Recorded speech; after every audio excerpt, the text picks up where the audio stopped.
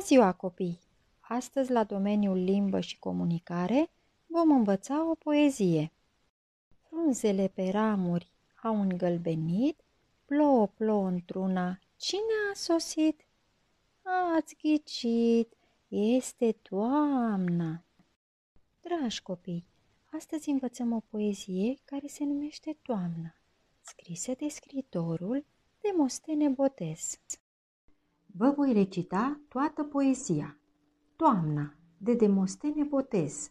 Toți acei ce întreaga vară au lucrat din zori în seară, toamna au roade bogate, au și fructe și bucate. Mere, pere, în panere, prune bune și alune, și gutui, amărui, cu puf galben ca de pui, și tot felul de legume, de nu le mai știi pe nume. Acum să explicăm cuvintele necunoscute din poezie.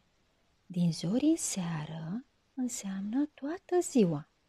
Roade înseamnă recolte. Bucate înseamnă mâncăruri. Panere înseamnă coșuri. Sunteți pregătiți? Haideți să învățăm prima parte din poezie. Toamna, de Demostene Botez. Toți acei ce întreaga vară au lucrat din zori în seară, toamna au roade bogate, au și fructe și bucate. Acum să trecem și la cea de-a doua parte a poeziei. Mere, pere, în panere, prune bune și alune, și gutui amărui, cu puf galben ca de pui. Vă mai amintiți prima parte a poeziei? Haideți să le repetăm împreună, și prima parte și a doua parte a poeziei.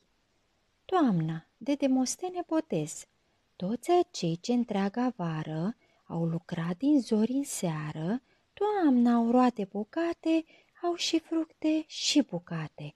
Mere, pere, în panere, prune bune și alune, și gutui amărui, cu puf galben ca de pui. Acum să învățăm și ultima parte a poeziei.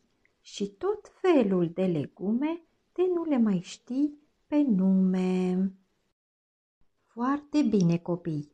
Haideți să spunem împreună toată poezia. Toamna, de Demostene Botez.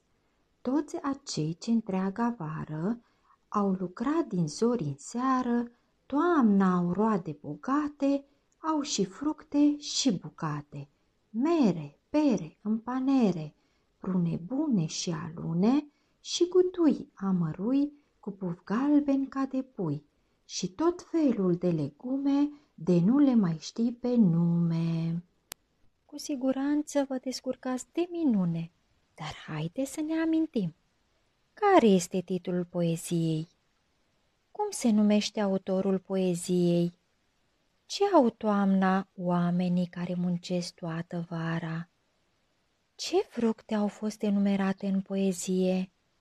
Dar ce învățătură se desprinde din această poezie? Poezia am terminat. Nu uitați că aveți de repetat. La revedere, dragi copii!